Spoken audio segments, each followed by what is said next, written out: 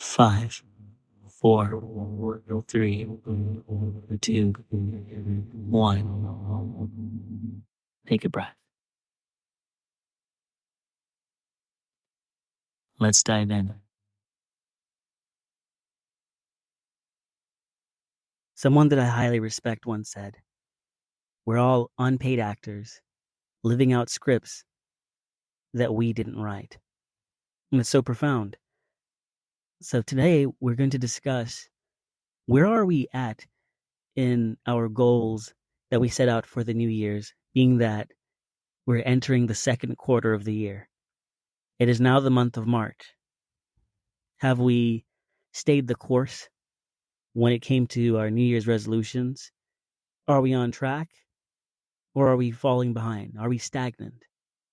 Regardless of where you are, there's still a year left to be completed. This journey isn't over.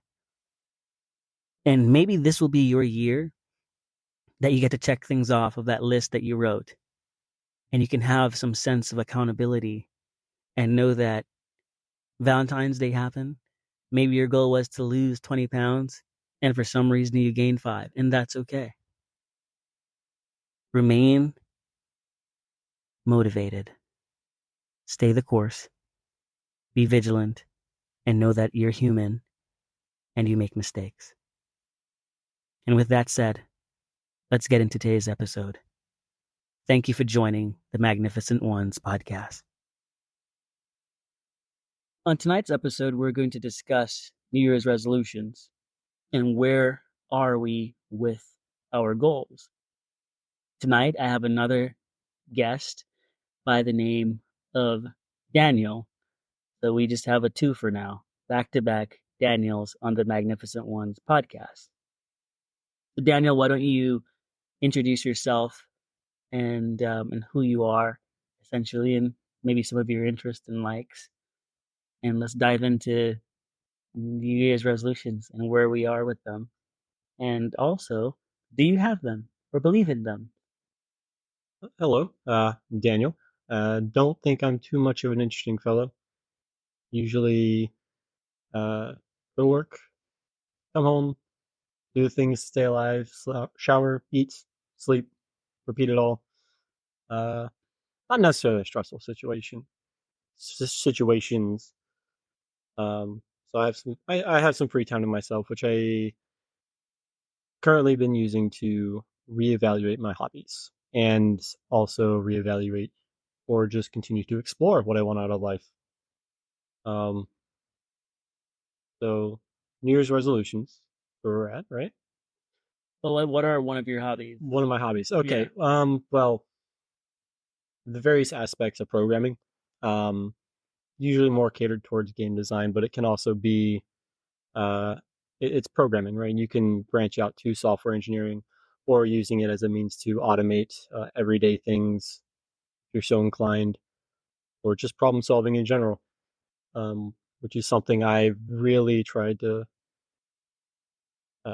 refine as a muscle I've let weaken over time. So, for you personally, Mhm. like what, and obviously we'll go into New Year's resolutions and goals and stuff, but what got you into, video games or, programming? The What was it for you? video games was just because I grew up with them. I think a lot of people are like that. They got a console young as a child, as many do. But I think what probably got me into programming is when I came across my first out of bounds glitch, and it's like the curtains were pulled back. Okay. Suddenly, I'm no longer looking at a stage in a set. There's something else going on here. Why is this floating in a void?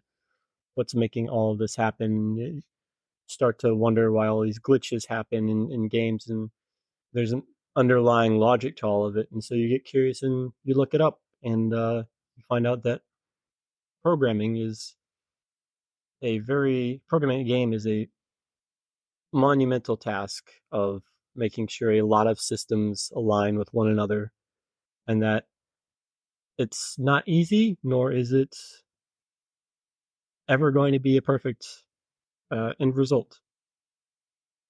They just have to be happy with what the results are. Not just happy with what the results are, but how well they're hidden can really affect final results. Okay. So for you, Yeah.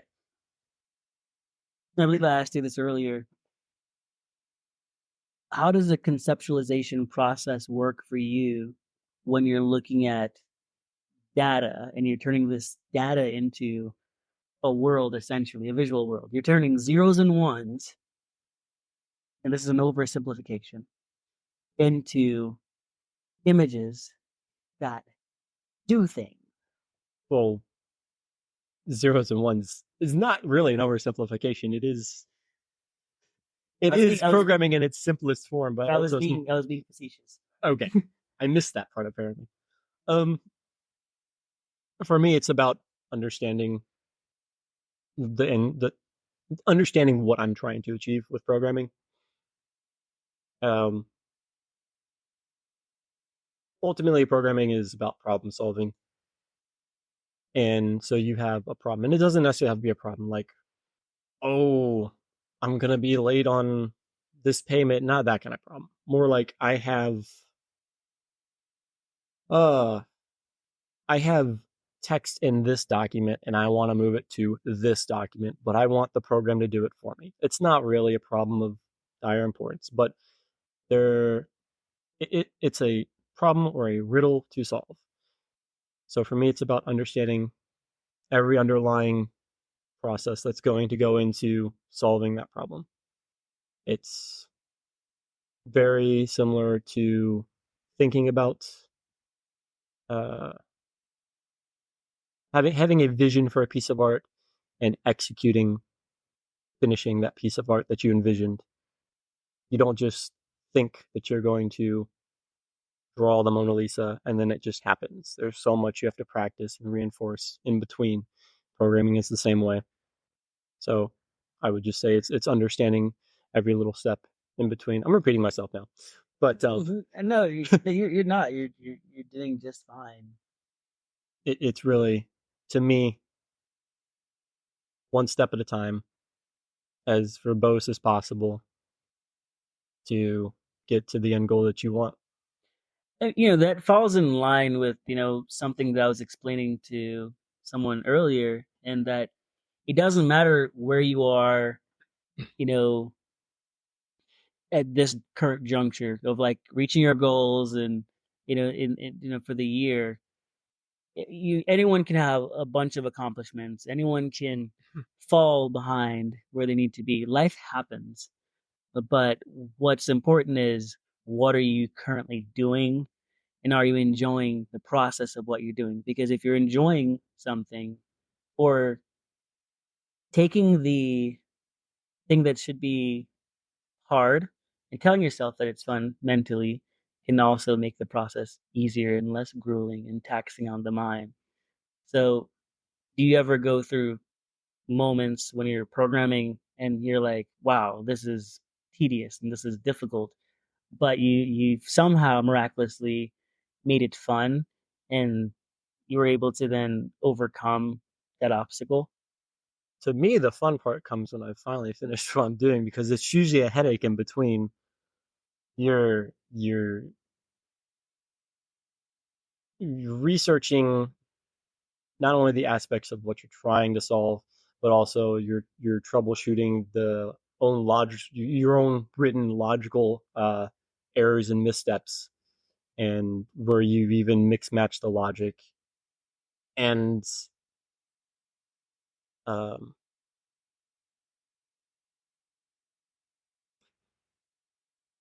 All right, so we're going to switch gears for a brief moment. And I originally had asked, what are your thoughts on goal setting, whether they be long term, short term, or New Year's resolution? I know that there's so many people that maybe they fell off in 2 weeks and whatnot. And in the introduction, I made a joke that Valentine's Day happened. And so, a lot of people probably ate cake and chocolate and all and drank. And so they fell off. their health kick, or they wanted to make X amount of money or lose X amount of weight, and those things didn't happen. Um, how would you describe yourself as far as goals are concerned? And what do you think of New Year's resolutions in the first place? Wandering aimlessly, trying to find concrete goals that I can take achievable steps towards, which I think is what is the most reasonable approach for a lot of people is. Maybe not the wandering aimlessly part, but the beginning to set achievable goals that you can make steps towards. And that uh, you, it doesn't have to be, I'm of the opinion, it doesn't have to be a New Year's resolution as a goal. Yeah. Goal can be set at any point in time. Um, you can set it for however long you want it to be, but maybe not necessarily the sooner you can achieve it, the better. But the closer it is to completion, the more tangible you may find it and more attainable.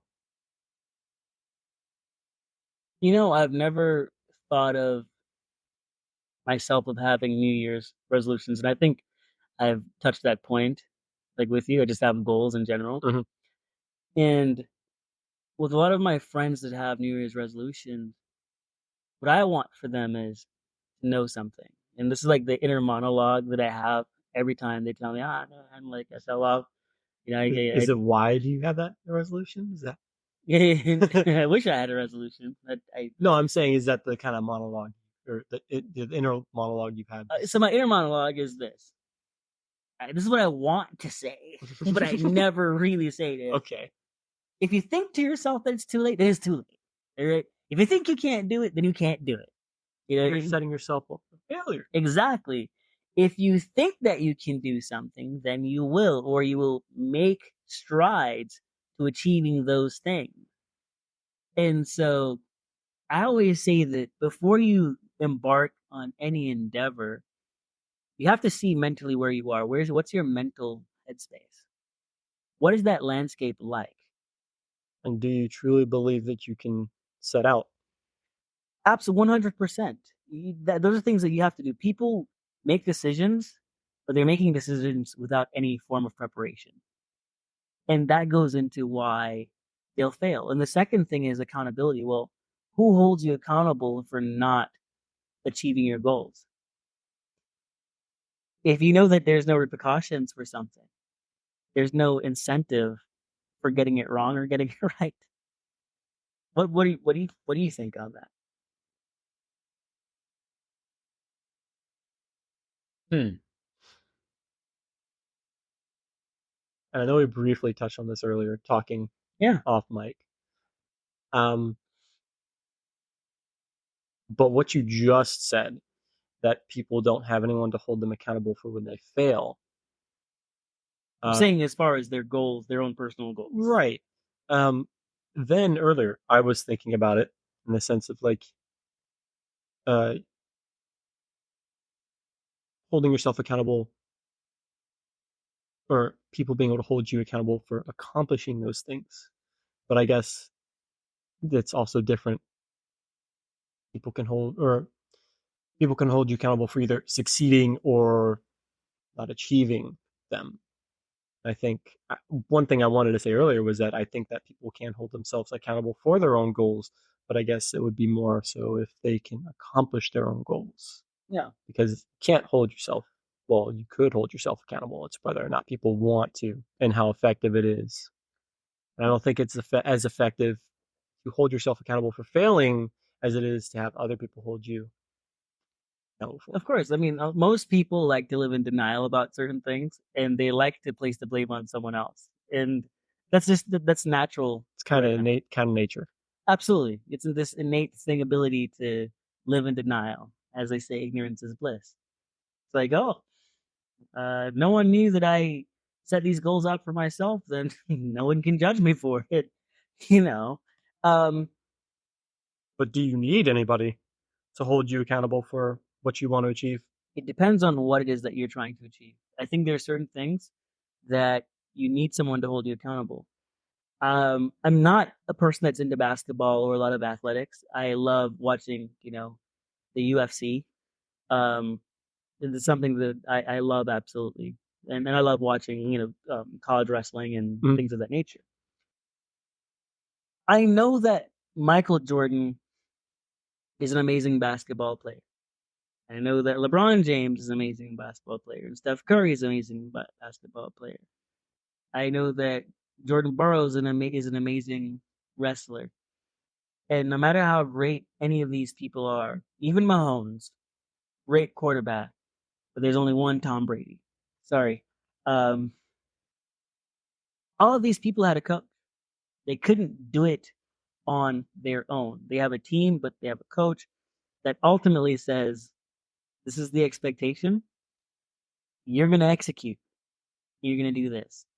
When we look at a lot of these individuals, we see them as just the individuals, and not that there's a person that makes them run drills, not that there's a person that makes them throw that ball over and over and over and over and over again and says to them, that was a crappy throw. Or if you're playing golf, that's a horrible swing. Don't do that.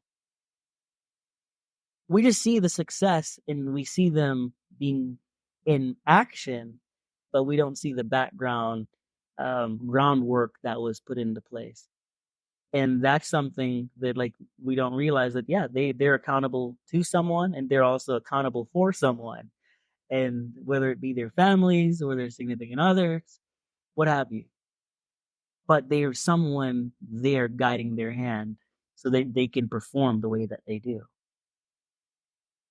Do you think we can half achieve our goals, or do you think achieving goals is binary resolution? In truth, no one accomplishes their goals on their own. But that's not my question. Do I think that anyone can have achieved their goal? Yes. No. No, because the goal is what the definition. You can change the definition of your goals. If you change the definition, then you can fully achieve your goal, not half Okay. achieve it. But even in that endeavor, you didn't do it on your own. Because I was thinking for a brief moment, and I'm in line with that idea. You can get part way to achieving a goal. That does not mean you achieve the goal. But by ourselves, if we're setting particularly lofty goals, I think we can get the majority of the way there. That you don't need someone else hold you accountable or to lift you up in some manner to get you all the way. But it definitely helps to have someone else. Yes, and again, it's also the type of goals as well. Not all goals require help from others. Some goals are just simply you getting off your butt and doing something. I want to clean the bathroom today. Exactly. I want to clean out the fridge today, which I didn't do, by the way. Yeah. My goal: to go to the grocery store today. It's within reason, right? Like there's certain individuals that can't just go to the grocery store, but there's also many individuals who can choose to go to the grocery store and not order DoorDash because they can cook a meal and they have the ability to do so. Because they're like, oh my gosh, my cholesterol is so high. Well, maybe if you cooked a meal that um, wouldn't contribute to you having high cholesterol, you'd be good. But you think people rely too much on excuses as a crutch? yes, 1,000,000%. Online a little bit too much with the mentality of trying to achieve a goal? I think most people don't have goals, so they don't need to achieve a goal or even try to accomplish a goal. In the first place, most people aren't goal oriented individuals that set meaningful things to achieve. Wandering aimlessly? It's not just wandering aimlessly, it's that they want things, they just don't have a goal for those things. For example, if I just said to you, I want to be rich and famous. Like what's they like that is a goal essentially. But usually there's no outline to it. There's no outline. Yeah. It's too broad. Exactly. What would be rich and famous with what? Are you going to go into broadcasting?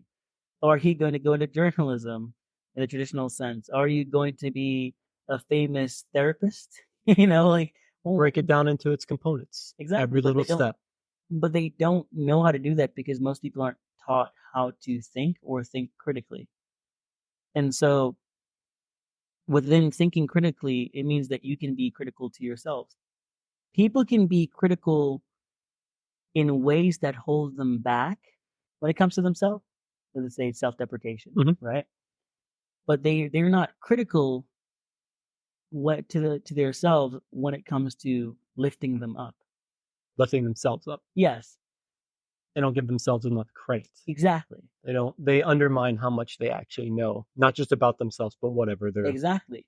You know, I always use this quote whenever I get into the mindset that something is difficult.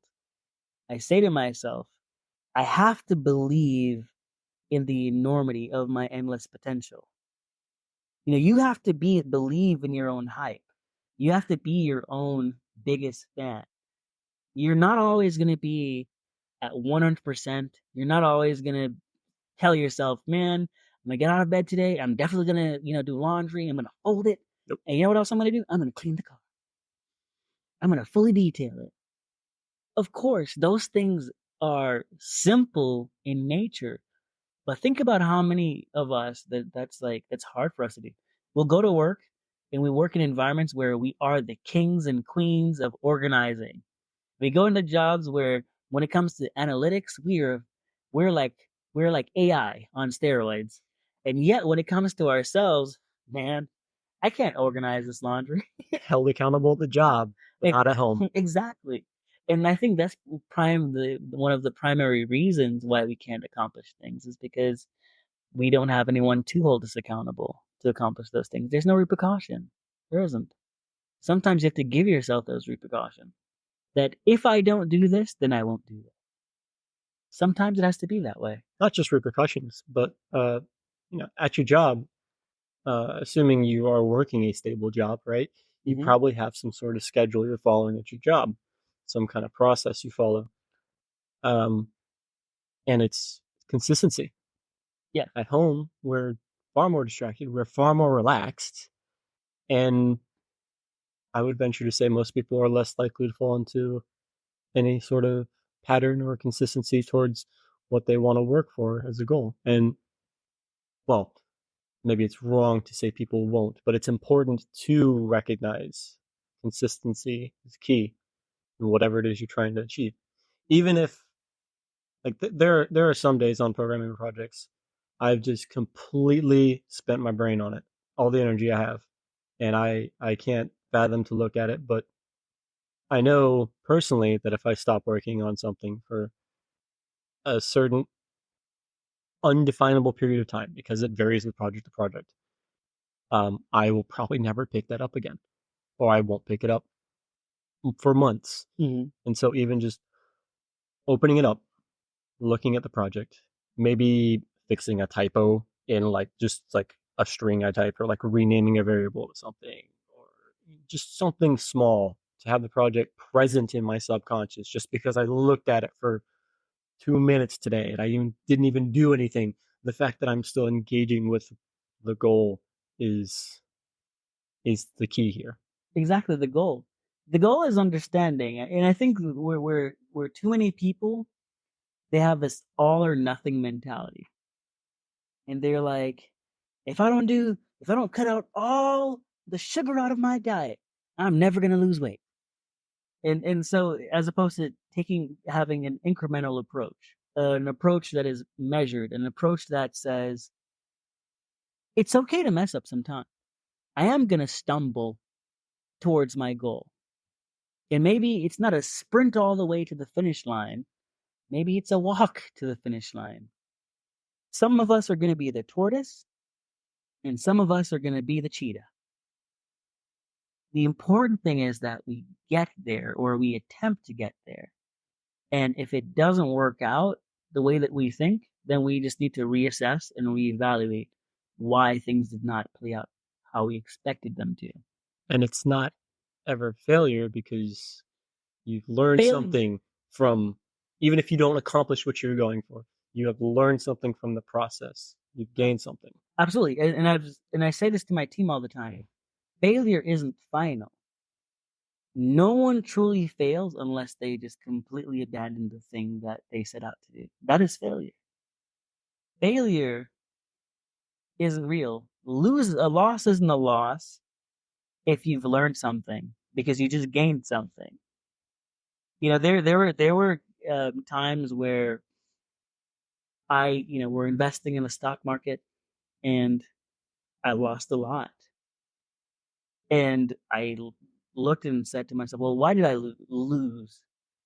Did I lose because I was too comfortable? Did I not diversify enough? Did I did I just think that this high horse would never end?" Or did you just get unlucky? In terms of the things that I can control, notice what I said in the beginning is Huh. what I am reevaluating and reassessing, what I could have done different. And knowing that on the journey, we're going to have moments where we say the peaks and the valleys, right? The feast and the famines. The If roller coaster of life. exactly, if I'm on the roller coaster and I'm about to be at the high point, I have to know that there's going to be a low point.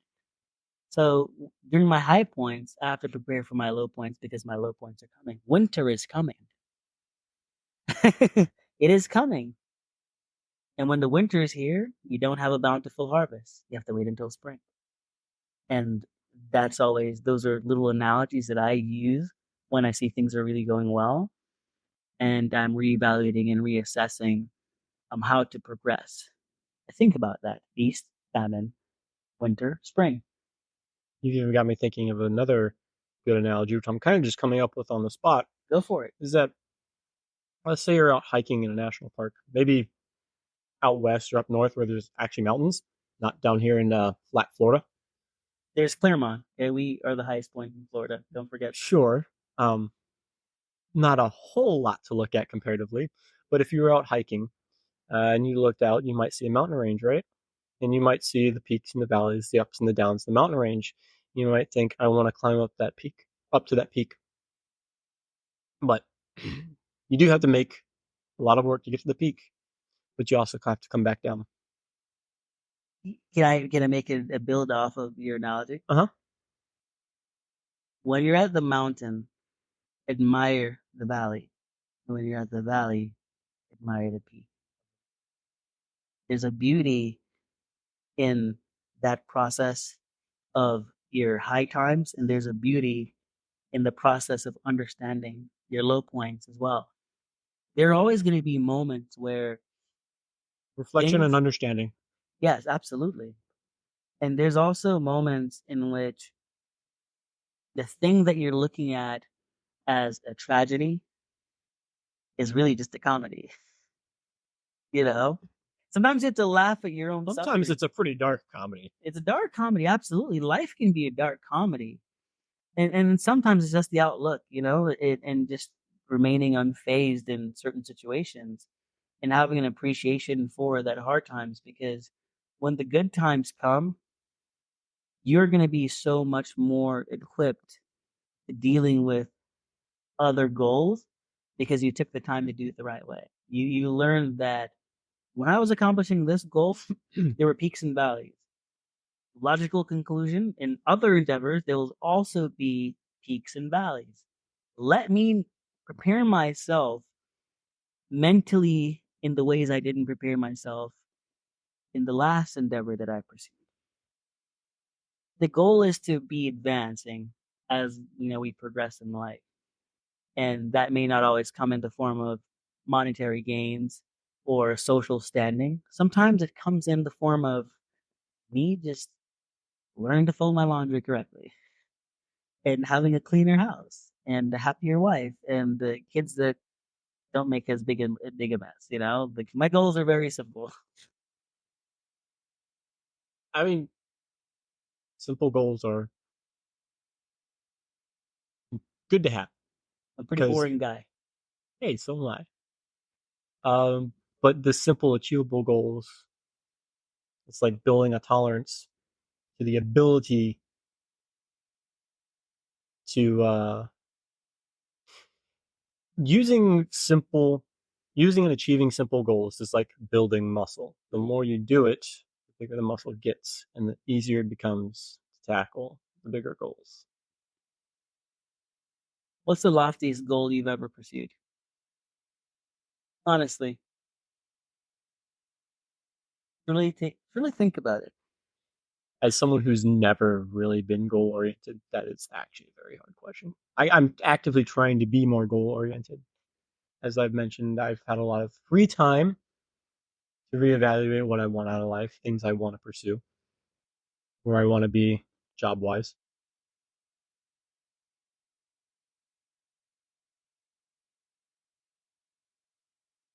Dum dum dum I dum. I would say Yeah.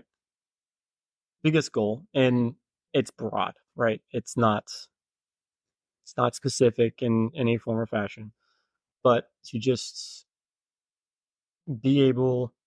We were asking if I've achieved or just an goal I've set. Set. Okay, yes. It would be to make enough to live comfortably, to do whatever I want with regards to whatever interest has my attention at any given time. Uh, Interests usually involve tangible things. Well, no, it's a broad goal, right? It's a broad life goal. I don't want a whole lot out of life, just to be comfortable I mean, and be able to pursue whatever information and hobbies interest me. achieving simple is the most complex, It's true. Um, Simple can be a lot of things, which makes it complex. and But complex is easy because you can always find problems. hey, complex is more problem solving. It's a It's great. kind of like in a relationship where someone goes, "It's complicated." Then it's really simple. you know Two sides of the same coin. exactly. Things I aren't things aren't as simple as we always make them out to be, and they're not always as complex. exactly. It's like the the beginning and the end are the same things. Every end is a beginning, and every beginning is an end. And sometimes on this journey of life, we come to the realization that in order to be the new, you have to shed the old you. That should go on a shirt. In order to be the new, you have to shed the old you. And then a shirt that people just rip off all the time, Exactly. throw off in a Yeah. crowd. I'm gonna start creating taglines for shirts from now on. I don't think. I mean, yes, you do have to shed the old you, but it's important to never lose focus and or shed yourself in such a fashion that you lose focus where you came from or bits and pieces that are you at your core. Things you can't shed, but you think you can. You were always your core during that process. Um, because it's like a crab. A crab goes out of its shell, Yeah, true. you know, or a snake, still the same snake, just a new skin, you know. Had to shed the old to be the new. Growth in life is like that as well. A lot of people they want to be the new, but they drag so much of all the baggage and all of the things that make them not accomplish their goals, such as the words of other people that's put them down. And of course, trauma is hard to overcome, and that's understandable. And what's trauma for everyone is also relative, and that's something that other people have to understand as well. They haven't or necessarily haven't thought about the things that they don't need that they might like currently that they don't need to be carrying on with. They haven't come to realization or acceptance these things. Bad habits, um, things that are just not good for you. Well, I guess I mean, you can form a habit out of anything. That's a really broad one. But maybe you have bad eating habits, Yeah. or maybe you are really lethargic, or maybe you're not the problem. Everyone else is the problem, which means you're the problem. Yeah. You know, it's those things. All right. Curious question Okay. for you. Doing this podcast, and I completely blindsided you with the podcast, doing it today. Well, I kind of expected it was coming at some point, but Yeah. yes, you hit me earlier than I was expecting. Yeah. And now that you've gone through the process of doing a podcast, like what are your thoughts like so far on going through it? I went in not having any idea Uh, how we were going to talk, what we were going to talk about. You kind of told me, it's an all-encompassing thing. It's whatever it is, yeah. and okay, that makes some sense.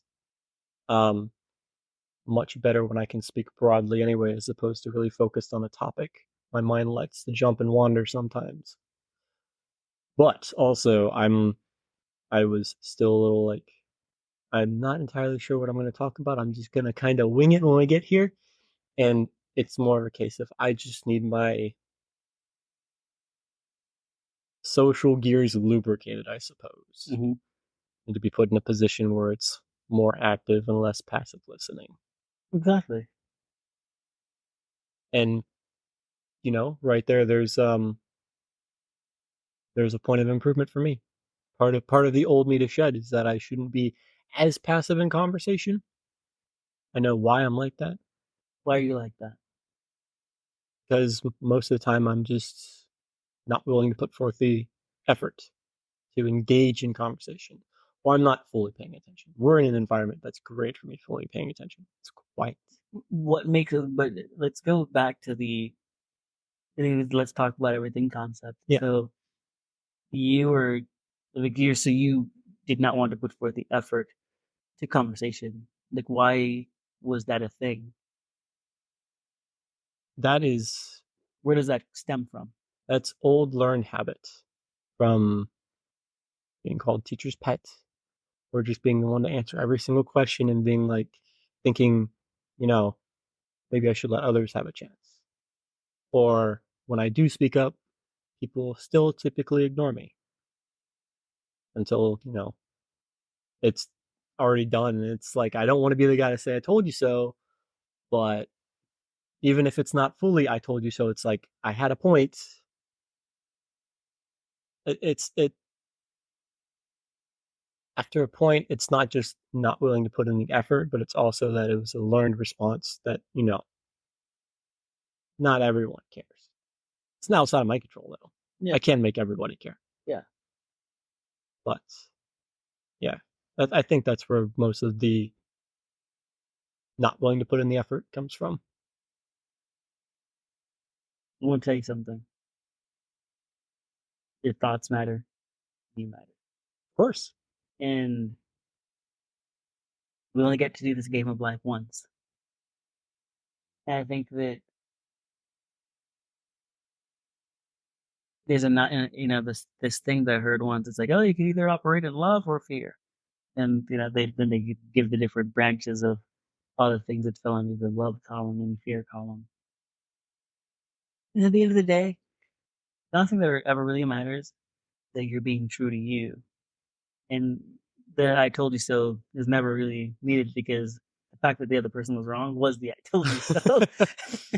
And I've learned that, in my growth is that I never do the I told you so. I take the approach now of when I'm ignored or I'm not listened to, I simply just say this one phrase, how can I help?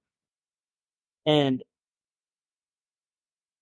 that keeps me grounded because usually in an I told you so situation, there are consequences that I'm like, why am I even a part of this? Like, why am I helping to clean up this mess right now when I told you so? And that used to make me angry, but now it's how can I help? Because the people you love are going to make mistakes because they're human. And a lot of times, we as people think that, oh man, if only the world was a better place. it doesn't matter if the world is a better place or not. What matters is that you're doing your part in being a good person. Bad things are always going to happen in life. People are always going to disappoint us in life. People are going to fall short in life. And the ideal does not exist. And what exists is what we create to be our ideal. There is no true greater ideal. And we can't achieve that greater ideal. The individual impacts the whole. And so all we can say is, we're here to help. It, you know, a lot of people need the help too, Yeah, and I don't even not necessarily large amounts of help. A yeah, little guiding hand, little positive reinforcement. absolutely. I mean, I told you about, the story of this transient gentleman that I met, transient, homeless, Yeah, or what have you, that I met. And this guy was a genius. And at first, I thought that he was crazy because he comes to me and he says, "Oh, AI, this blah blah blah blah," and and he's telling me all these things, and I was genuinely interested in all that he had to say. everything sounded like it made sense, but at the same time, Exactly. I'm looking at him, but I'm not paying attention to his words. And it got to the point where it was like I said to you, 80. I didn't believe 80% of what he said, and then 20% of what he said, I'm like, this is plausible, or I'm like, this really really could be true. the aura, so to speak, he gave off was crazy. But when you paid Yeah, attention to who he was, exactly. And totally, I go to a bar later that night. I'm speaking to these two gentlemen, and we're talking about AI together, and they were discussing some problems they were having with with AI and what have you. Mind you, both of these gentlemen, they're like the CEO of a Canadian company that deals with AI and things of that nature. And I regurgitated what this homeless man said to me as a joke. And when I did, they were like, "That makes sense. That's the answer right there." And I don't even remember what I regurgitated again. It was slightly inebriated. I'm it makes regurgitating. for a good story. I've repeated what a homeless man said to me to some CEOs, and now they're making more money. And then they literally, as a thank you, they were like, "All right, let's keep the tab open, and you can order whatever you want." I'm like, "Oh, thank you. This is perfect." And one of my goals, and you'll see in my 10-year goal that I have hung up, one of the things was to form deeper connections with people. And I can't achieve that unless I take the time to humble myself, be willing to listen to the words of people who I may think that their words are crazy. And if I listen, truly actively listen, as you stated earlier, then the words that are coming out of their mouth aren't actually crazy, because my biases are putting blinders over my eyes, and then they're putting earplugs in my ears, so I can't fully grasp the gravity of a situation. You are not responsible for the first thought that comes to your mind, but you are responsible for the second thing that comes out of your mind when it comes to having an opinion on something. Of course, of course, Your first thought is always a trained response. of course, absolutely. It's like the Your second is what you think. absolutely Honest. it's the onion concept. You have to peel back the layers. You have to. And going through that journey, this gentleman said to me, he said, "Some of us are homeless. We don't need money from anyone.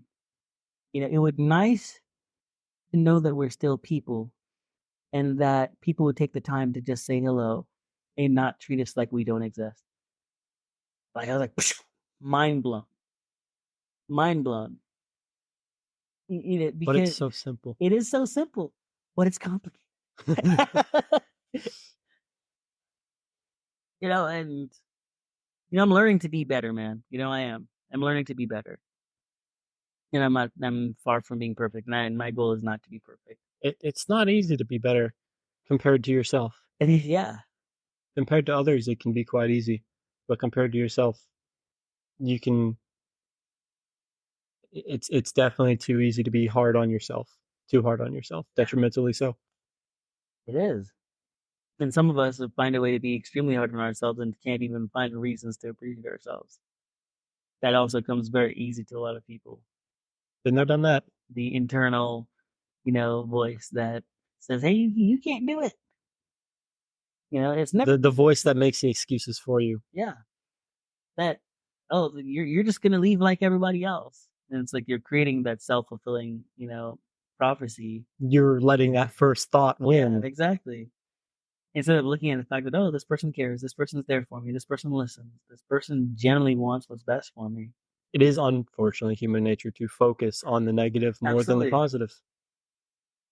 It's it's a reflex, dare I say, that we need to work more to counteract. You know, and a space that is absent of negativity is a space that can cure that. I I've had moments where like I was in a dark place, and the thing that got me out wasn't my ironclad confidence, and I do have a supreme confidence in things that I believe in. I don't think that I can be stopped in a lot of things that I believe in because I know how much work I put into something. And I understand that I will fail in some areas, but I know that the failure is not final. And I'm okay with that because I'm not dead, I'm alive. Um, but when you're in that dark place and you don't have anyone that believes in you and people only see the results of all the other things that you've done, but they don't even want to even listen to the thing that you're trying to do. And even though you've like, it's more frustrating when you have the W's to back up the thing that you want to do, but other people don't want, they fight against it. And so you're having to fight against your own self too, fight against the fact that people are pushing back against you, and you're still trying to like just be positive. You're still trying to accomplish that goal. It's a lofty endeavor because you feel like no matter where you turn, it's an L. Feel like the world's against you. Absolutely. And your world is actually against you in those moments because that is your world. You're in that world, that space, that environment of hostility or toxicity or what have you. And you have to still get that thing done that you're trying to accomplish. That's tough. And whenever I've ever gone through that, the thing that's kept me going truly is knowing that, you know what? It's just another day at the office. And that reference makes, is my full circle. It's just another day at the office. It's just a part of life to encounter BS. There will never be a situation in life where anything is perfect. There's always going to be Hiccups, hurdles, exactly potholes, mountains in your way. obstacles that people place there. It's going to be there. And to expect anything else is why we fail at accomplishing our goals because we expect the journey to be easy and without any, missteps. We all live in our own little worlds. We just need to learn to create our own worlds with respect to others. Absolutely. And the saying is that every villain is the hero of their own story. Correct. Maybe you need to be the hero of your villain story, and then you learn to be good. What have you. Um, my communications teacher once told me to never use the word when speaking to her. Is just a filler word. Sorry. I know I've done that quite a few times. No, that's what I mean though.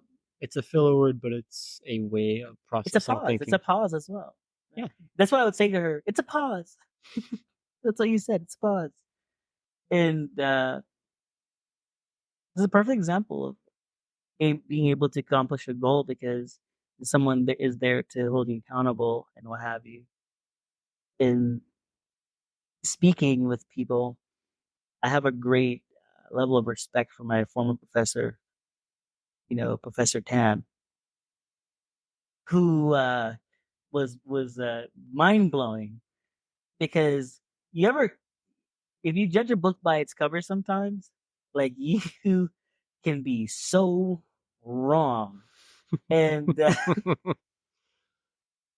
so my professor, communications professor, Miss Tan, um, she spoke um she kind of sounds like a female version of myself, and the in terms of like our speech patterns, The intonation yes, it and the flow of the conversation, the thoughts. absolutely. Minus the fact that she's a communications professor and she has like a gazillion years of experience that I could not ever expect to have. She We were having a conversation and we were talking about food, and and she was telling me about all these Jamaican meals and things of that nature, and I was like, oh my gosh, like I thought that she was from Singapore and whatnot. Like her knowledge of Jamaican gastronomy is just so vast that I was just mind blown. I'm like, her husband's Jamaican. I'm like, oh, that's right. She's not married and she's never been married, so that's like whatever. And turns out that her, I guess like she was a part of an exchange program a Mm. long time ago, and the people who did it, there was a Jamaican family that adopted her. like, Hmm. like, so Makes sometimes, sense. yeah. So that is like one of those things that I was like, oh wow, like she had Jamaican parents. Makes sense, and it's good to find ways and things in which you have a common ground with other individuals and use that as a segue to accomplishing your goals. When people feel that you are similar to them, or they can see themselves in you and you can see yourself in them, and you're able to make them out to be a person that you can utilize to hold yourself accountable or hold them accountable, it becomes easier to attain your goals. And you have to find that person that that's always going to be honest with you and say that, hey, that speech, psh, that is low tier. I was like, well, I'll do better next time. She goes, no, no, you do better right now.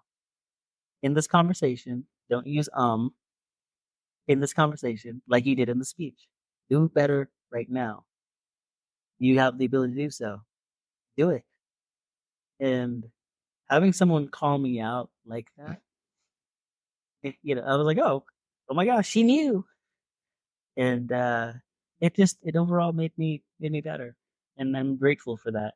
So now whenever I'm speaking, I I think about certain things even though I do the bad action still. I was obviously I haven't spoken at length in a while in a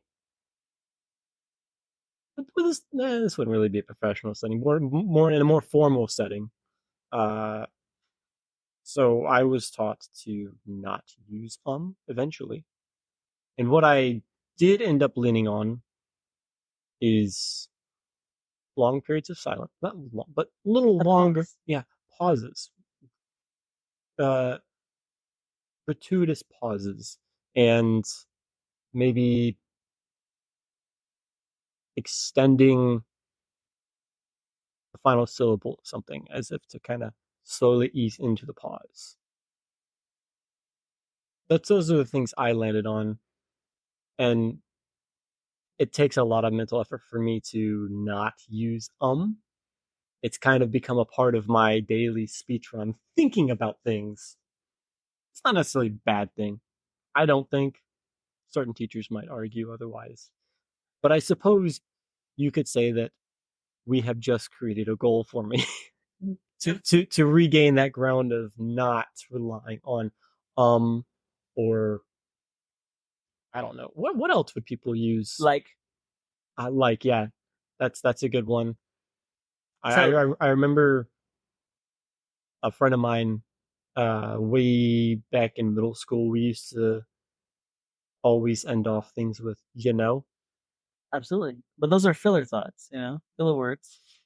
And so whenever, in terms of like in a formal setting, if you want to know if I like someone or not, you will know because my vocabulary is not relaxed at all. It is stiff and devoid of life. It is extremely formal. It is robotic.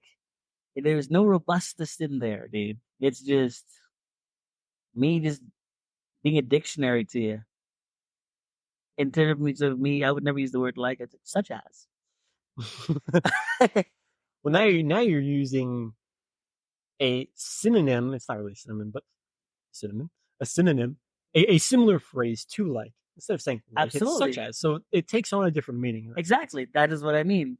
When I use like, it makes me more approachable. It's more normal. It's more socially And normal. if I go such as, it's saying back off.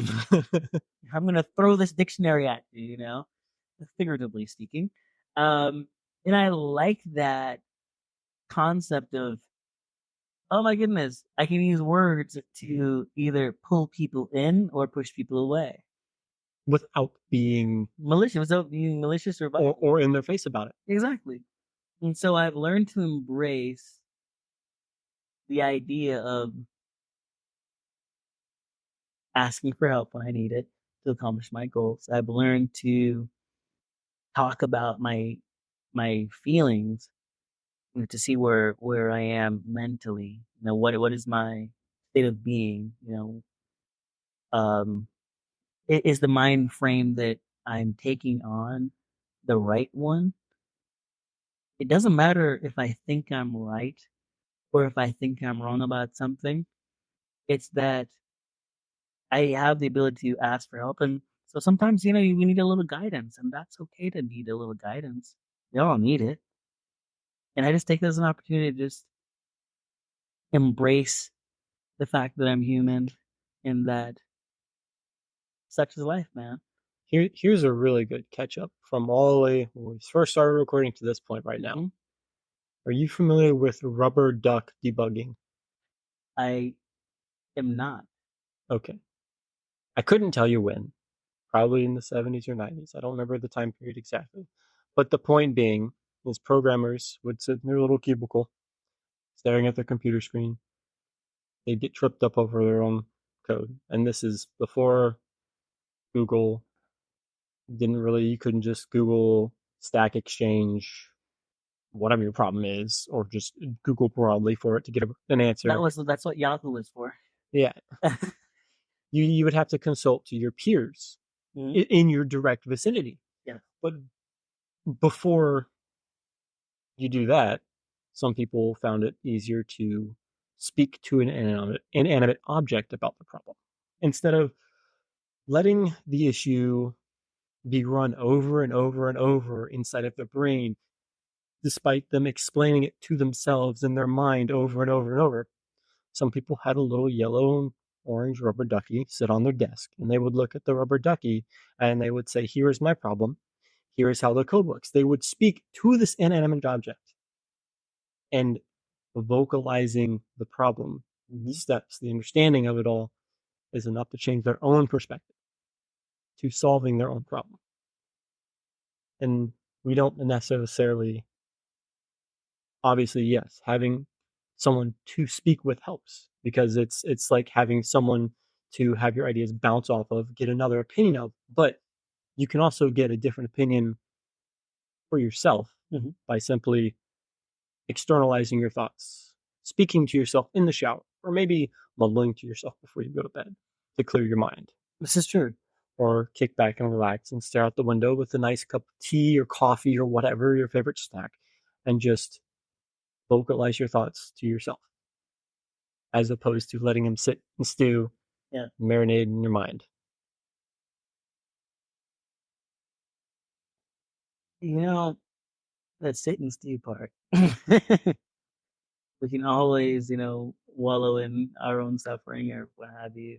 Um, like, such as I was making fun of my college professor there just now.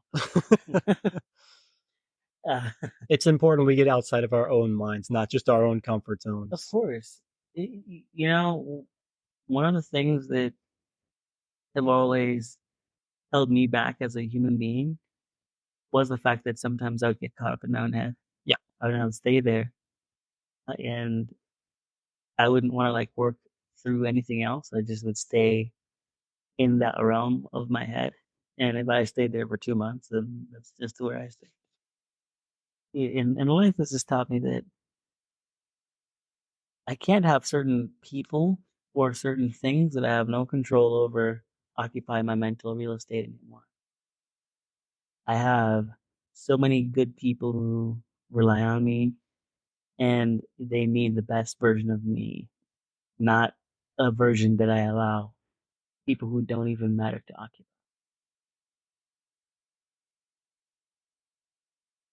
Keep the people that lift you up Hmm. and let them be the ones that hold you accountable towards reaching your goals. Exactly. And that's what makes me a boring guy. I really do appreciate you taking the time to do the podcast with me. And, I'm extremely grateful. I look forward to the next time you decide to come on to the Magnificent Ones podcast. It's been a joy.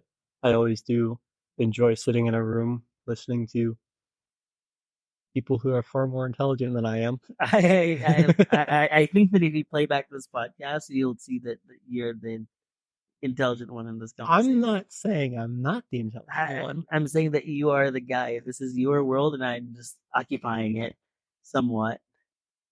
And then that's You're not just occupying, you're part of it now. exactly. Um, what's valuable about having platforms is you choose who's on your platform, and I think that everyone brings something to the table, and I love the fact that I love how people's brains work. I do, and having the time to just sit down, talk to someone, and see what their passions are, and or learn what their passions are. It allows you to also reflect and look inward in a ways that let you know that, oh my goodness, I'm not the only one that thinks this way. Other people are going through the same thing that I'm going through. Other people have it worse than I do. And I love the thing that I heard on Instagram a long time ago is that, you're worried about getting a bigger house when someone just wants to live in a house. You're worried about the fact that you can't get, caramel in your coffee when someone just wished they could have something to eat. And the realities of life, sometimes they don't truly reflect a person's. How should I'm trying to make it, easily to more palpable.